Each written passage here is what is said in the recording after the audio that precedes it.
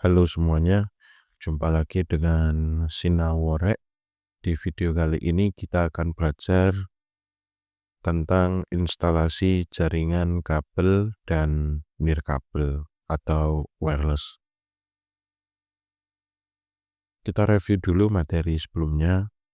Di materi sebelumnya kita belajar tentang pengertian jaringan komputer dengan contoh nyata. Kedua, fungsi dan manfaat jaringan dalam kehidupan modern. 3. Perangkat dan protokol yang membentuk jaringan. 4. Karakteristik dan struktur jaringan. Dan yang terakhir ada contoh penerapan jaringan di rumah, sekolah, kantor, hingga UMKM atau usaha. Tujuan pembelajaran kali ini: 1. Menjelaskan langkah-langkah instalasi jaringan kabel dan nirkabel. 2. Mengenali peralatan dan bahan yang dibutuhkan. 3. Melakukan instalasi jaringan sesuai dengan prosedur dan standar yang ada. Kita masuk ke pengertian instalasi jaringan. Instalasi jaringan adalah proses menghubungkan perangkat jaringan agar dapat berkomunikasi dan bertukar data.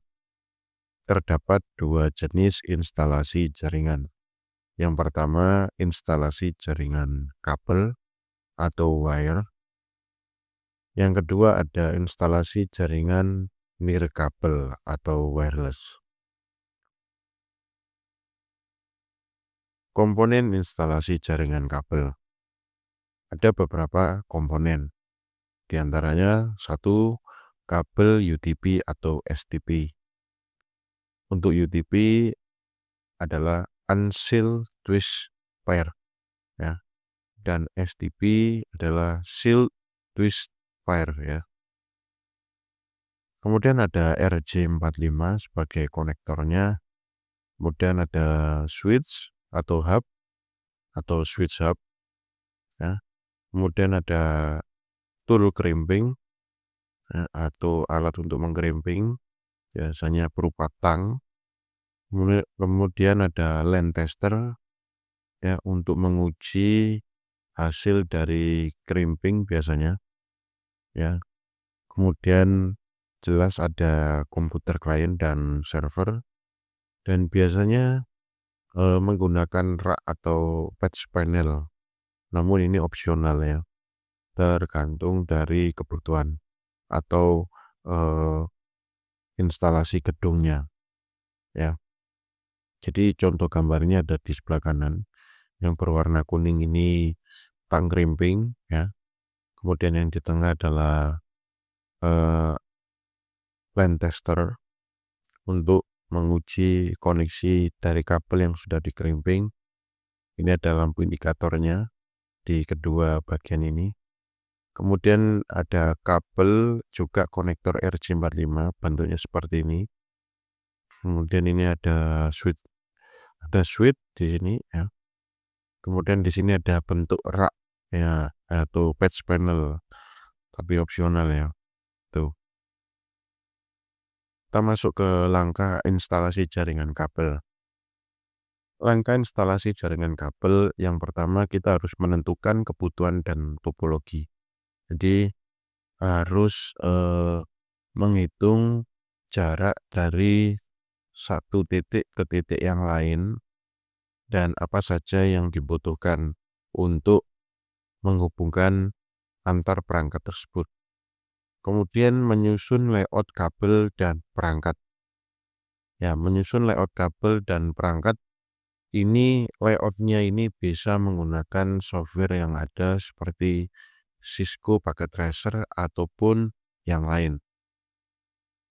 Kemudian yang ketiga, memotong dan mengupas kabel. Jadi ini sudah masuk ke teknisnya, ya. Memotong dan mengupas kabel. Kemudian yang keempat, memasang konektor RJ45. 5. Menghubungkan ke perangkat. Dan yang terakhir, menguji koneksi. Jadi pastikan setelah memotong, memasang, dan menghubungkan. Yang terakhir adalah menguji koneksi, apakah memang sudah terkoneksi atau belum kabel yang sudah dihubungkan tadi. Kita masuk ke topologi jaringan kabel. Ada beberapa topologi jaringan yang biasa digunakan. Ayo kita pahami. Yang pertama ada topologi bintang atau star. Ini umum ya digunakan. Biasanya menggunakan switch sebagai penghubungnya. Jadi kalau di slide ini di sebelah kiri ini ya. Jadi bentuk star, namun tidak selalu harus berbentuk bintang, namun secara konsep dia punya perangkat penghubung di tengahnya ya. Jadi ini adalah switch menghubungkan langsung ke tiap titik ya, gitu. Kemudian ada topologi bus satu jalur utama ya. Jadi kabelnya satu, kemudian menghubungkan di tiap perangkat yang ada, seperti di gambar ini.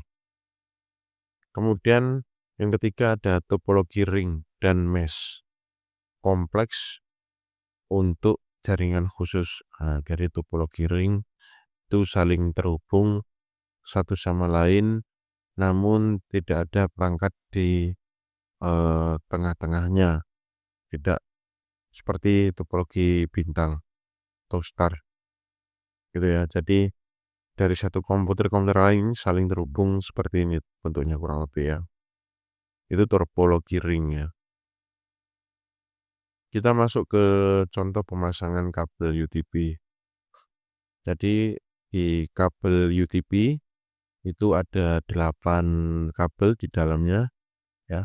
Warnanya seperti ini, namun memiliki urutan instalasi yang berbeda di ujung yang satu dan di ujung yang kedua ya.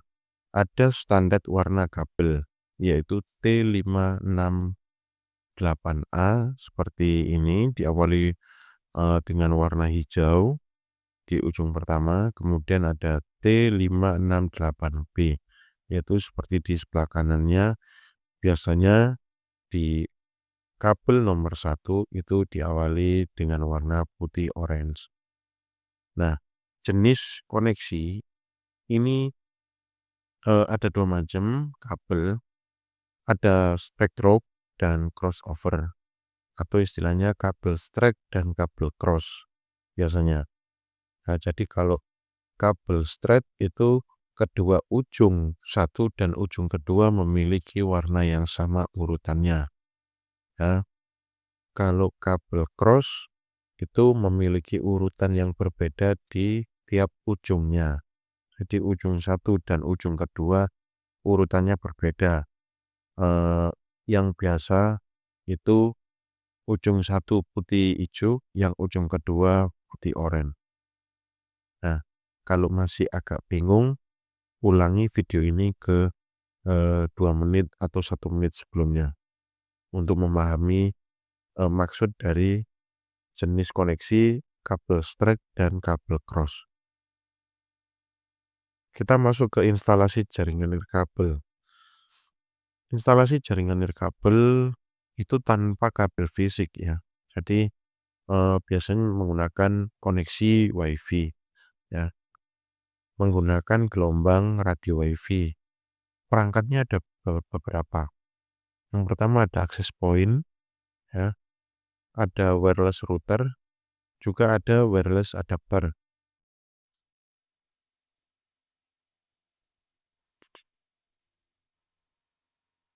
Perangkatnya ada beberapa macam. Yang pertama ada access point, yang kedua ada wireless router, yang ketiga ada wireless adapter. Kita masuk ke langkah instalasi jaringan nirkabel. Yang pertama menentukan cakupan WiFi. Jadi penggunaan WiFi di area tersebut itu mencakup berapa meter radiusnya gitu ya. Dan scope-nya, coverage-nya itu sampai mana. Nah, itu harus ditentukan entah 50 meter dari titik awal, penggunanya berjarak di antara 50 meter atau lebih. Nah, kemudian setelah kita menentukan cakupan WiFi, kita juga harus menentukan perangkat yang digunakan. Apakah perangkat yang digunakan itu mumpuni untuk mengcover area tersebut, gitu ya. Setelah kita menentukan akses point-nya, kemudian kita menempatkan akses point. Kita meletakkan akses point, kita pasang di situ, kemudian kita menghubungkan ke jaringan. Jadi menghubungkan ke jaringan itu bisa menggunakan kabel ke switch hub ataukah menggunakan tipe koneksi wireless to wireless, atau maksudnya sebagai range extender ya. Kemudian yang keempat, konfigurasi SSID, enkripsi dan password. Jadi setelah terpasang, kita konfigurasi nama WiFi-nya atau SSID-nya, kemudian kita pilih enkripsinya, keamanan untuk login-nya ya. Kemudian kita tentukan juga password-nya. Jadi biar tidak sembarangan orang bisa menggunakannya. Yang terakhir tentu saja menguji konektivitasnya. Jadi apakah sudah terhubung atau belum. Kemudian keuntungan dan kerugian. Kalau kabel keuntungannya stabil dan cepat ya. Namun kurang fleksibel. Kenapa? Karena selalu ada kabel yang menyertainya. Namun kelebihannya pasti adalah stabil dan cepat karena kabel adalah pasti ya koneksinya ya. Tuh, selama tidak terhalang atau terpotong gitu ya, mungkin patah di dalamnya gitu ya. Tuh, kemudian ada nirkabel atau wireless. Kelebihannya adalah fleksibel dan praktis. Jadi kalau kita pindah dari satu tempat ke tempat yang lain, misal ini biasanya untuk pengguna laptop, itu bisa lebih mudah ya, fleksibel dan praktis tanpa harus membawa kabel. Kemudian kekurangannya itu rentan terhadap intervensi gelombang lain, intervensi dari gangguan frekuensi atau gelombang lain. Jadi itu tadi adalah keuntungan dan kerugian.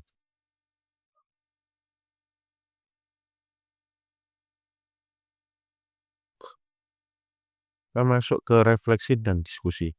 Jadi kita refleksi dulu.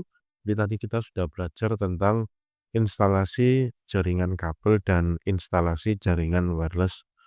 Dan kita juga belajar sedikit tentang topologi serta komponen apa saja yang digunakan di instalasi jaringan kabel dan komponen apa saja yang dibutuhkan di instalasi jaringan nirkabel atau wireless. Nah, kemudian kita coba diskusikan. Kira-kira kenapa jaringan kabel tetap dipakai? Padahal mungkin ya kurang fleksibel, lebih fleksibel koneksi nirkabel atau wireless. Kemudian kira-kira apa resiko keamanan pada jaringan wireless? Karena jaringan wireless itu siapapun bisa mendeteksi koneksi atau perangkat wireless tersebut.